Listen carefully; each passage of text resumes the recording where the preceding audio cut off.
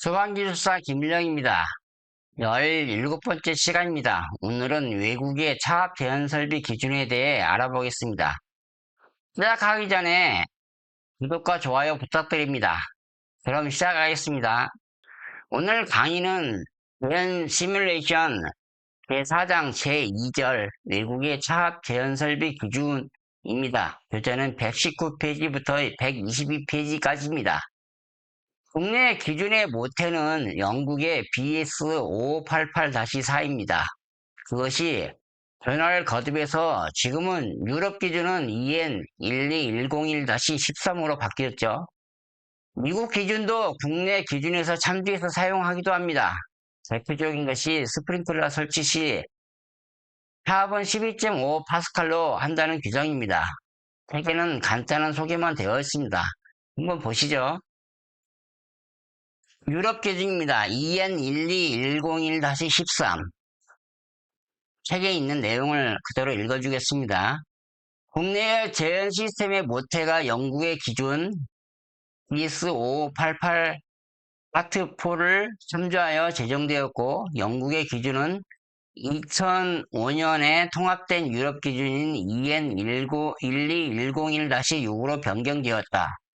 EN12101은 스모크 앤드 히트 컨트롤 시스템, 연기 및 열 제어 시스템으로 파트 6의 스페시피케이션 4 프레셔 디퍼렌셜 시스템 히트로 차압 제한 설비를 다루고 있었다.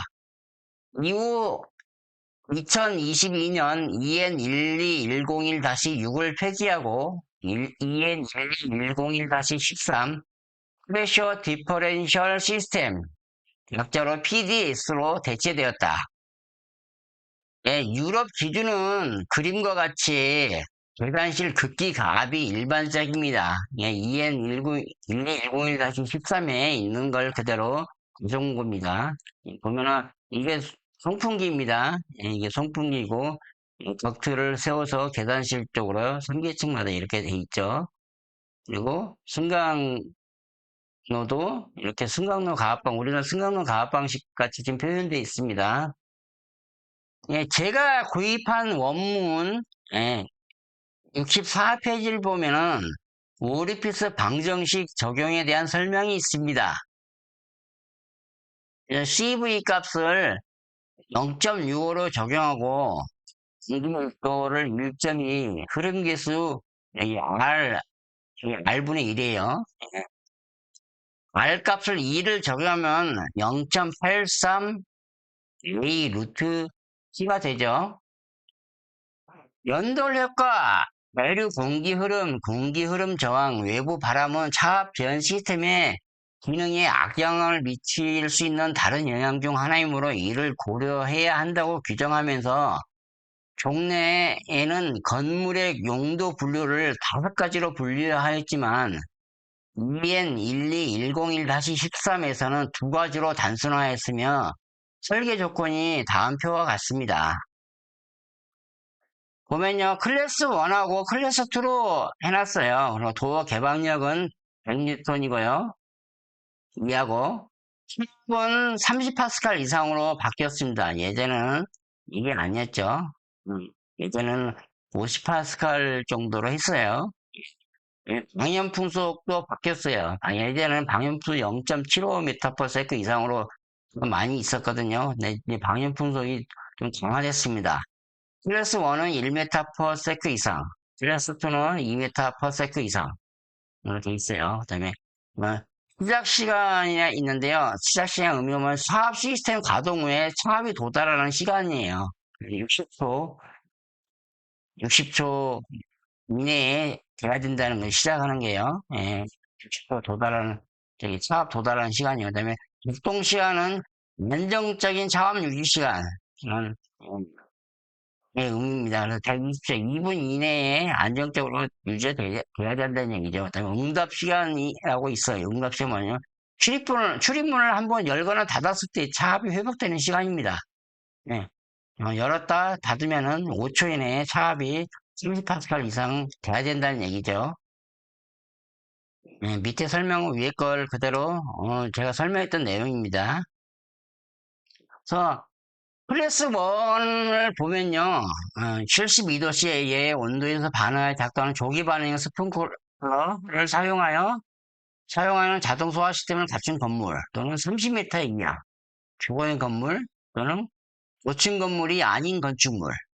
또 주거용 건물의 경우 보호공간과 잠재적 화재원 사이에 화재 부하가 없는 방이 2개 이상이 있고 자동 닫힌 문이 있는 경우 또는 분할 당국이 승인한 경우라고 되어 있습니다. 그럼 클래스 2를 볼까요? 이 클래스 2는 이제 원에 적용되지 않는 건축물이에요. 그러니까 보통 좀 높은 건축물은 다 해당된다는 얘기예요.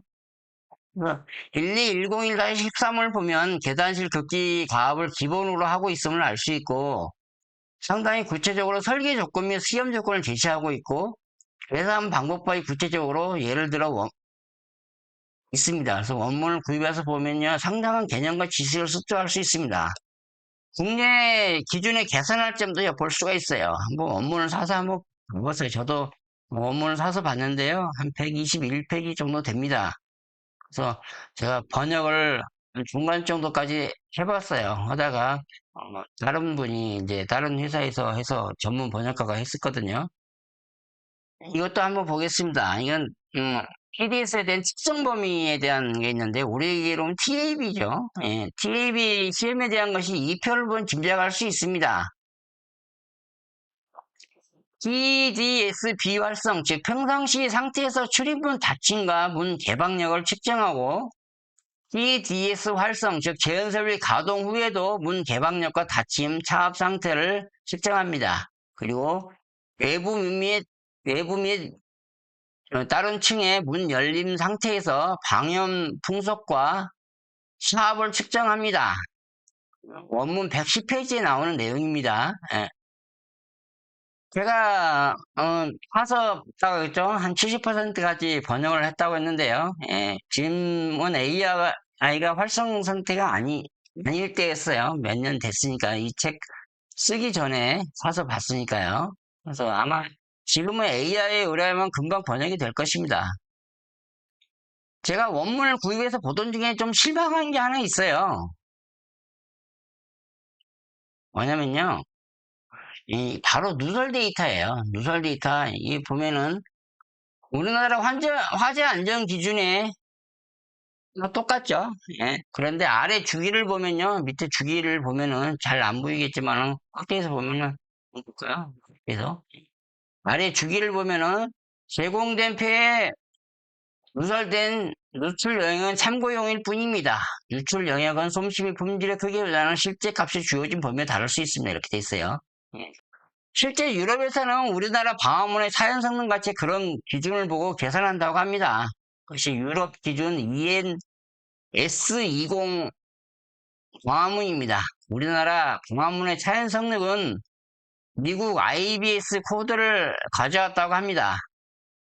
그래서 예, 미국 여기 우측에 보면은 보이죠? 예, S20의 본질적인 것은 예, 누설량 기준이 따로 있고요. 그다음에 적용 조건도 200도씨에서 25파스칼로 이렇게 되어 있습니다. 그러면 누설 기준만 보면요. 예, 세 개 나라 걸 비교해 봤거든요. 제가 유럽 기준, 한국, 미국 기준을 비교해 봤는데요. 단위가 틀려요. 유럽 기준은 단위가 틀립니다. 잘 보세요. 이 단위가 틀려요. 메타의 삼성포, H 하고 메타예요. 예, 문의 둘레당입니다. 단위가 틀리죠. 그러니까 한국과 미국 기준은 단위 환산을 하면 똑같아요. 0.9 메타의 삼성포 미내 제곱미터하고 여기는 54 했다가 메타의 삼성포 시간이죠. 시간 제곱미터 똑같습니다. 우리나라가 미국 IBC 코드를 차용해서 쓴 것이기 때문에 똑같아요. 그다음에 문 개방력은 보면은 유럽은 100뉴턴 이하죠. 미국은 133뉴턴이고 우리나라는 110뉴턴이고요. 이렇게 좀 차이가 있습니다.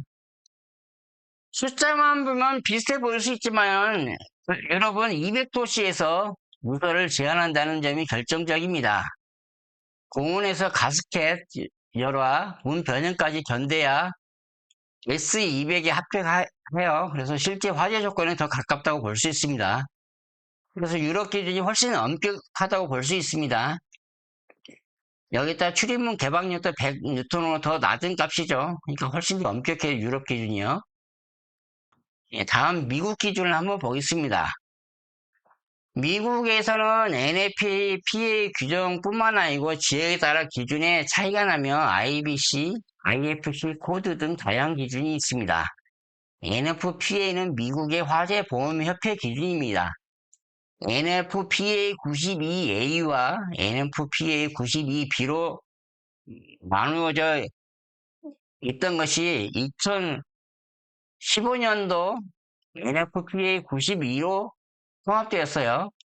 NFPA 92 포 스모크 컨트롤 시스템에서 사업 재현을 중심으로 한번 살펴보겠습니다. 첫 번째, 재현 대상 공간입니다. 우리나라는 재현 구역이라고 많이 표현하겠죠. 예. 첫 번째, 계단실 가압, 구역 재현이, 그다음에 구역 재현이 있습니다. 우리 샌드위치 가압이라고 일명 많이 하죠. 구역 재현을. 예, 그다음에 승강로 가압, 부속실 가압, 피난구역 가압이 있습니다. 그다음에 사암이 방향 풍속으로 볼까요? 예. 재현 경계외의 연기 온도가 927도를 기준으로 층고에 따라 틀립니다. 층고가 2.7m까지는 25파스칼 이상, 4.6m까지는 35파스칼 이상, 6.4m까지는 45파스칼 이상, 스프링클러 설치 시는 12.5파스칼 이상으로 돼 있어요. NFPA 기준의 특징은 층고에 따라 사업 기준이 다르게 규정되어 있다는 거죠. 그러면 또 설계자가 판단하여 더 높은 최소 차압을 설계할 수 있도록 하여 바람 및 연돌 효과 부력을 고려하도록 하고 있다고 합니다. 반면에요, 방형 풍속에 대한 규정은 없어요. 그렇지만 방형 풍속이 문의 개방력의 허용 한계를 추구하지 말 것을 규정하면서 플룸과 접촉할 수 있는 경우 1.02m/s를 초과하지 말라고 하고 있어 과도한 방형 풍속에 대한 우려를 표하고 있습니다. 또 미국 사람들은 체격이 더 커서 문의 개방력도 더 높은 것 같기도 하는데요. 의학적 기준이 아닌 것 같아요.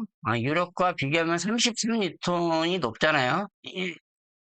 미국 기준을 우리가 많이 차용해서 쓰는 것이 구역재현이라고 샌드위치 가압을 많이 씁니다. 그리고 승강로 가압 방식도 원래 미국에서부터 시작했어요. 제가 조사해본 바로는 덕트 대신 승강로를 급기가 경로로 사용한 것은 1972년에 미국에서 호프로이라는 사람이 특허를 출원한 시스템입니다. 미국 특허 번호가 3817161예요. 이렇게 특허를 찾아보니까 이렇게 나오더라고요. 1972년도에 나왔다고 합니다. 오늘은 재현 계산 및 시뮬레이션 강좌의 17번째 시간으로 유럽과 미국의 차압 재현 설비 기준을 살펴보았습니다. 교재 119페이지부터 122페이지까지 진도를 나갔습니다. 교재는 1페이지 안 되지만 강의 내용은 좀 길죠. 특히 유럽 기준은 우리가 원문을 구입해서 살펴볼 필요가 있어요. 구체적인 설계 방법이 기재되어 있습니다. 우리나라는 주로 부속실 극기 가압이 주를 이루지만 유럽이나 미국은 계단실 가압의 주를 이루죠. 건축 환경과 법규상의 차이가 있어서 나라마다 조금씩 다른 것입니다. 어디가 옳고 그르다고 말할 수는 없을 것입니다. 주어진 환경에서 최선의 기술을 발휘하면 된다고 봅니다. 저는 우리나라 재현 기술이 결코 뒤져 있다고 생각하지 않습니다. 오히려 잘 구현하면 우리 재현 기술이 외국에도 수출이 가능하다고 봅니다. 개발 대상 도상국이 아닌 유럽 및 미국에도요. K 전차 및 K 철도를 수출하듯 K 제연도 수출할 날이 멀지 않았습니다. 그래서 구독 유지해 주시기 바랍니다. 감사합니다.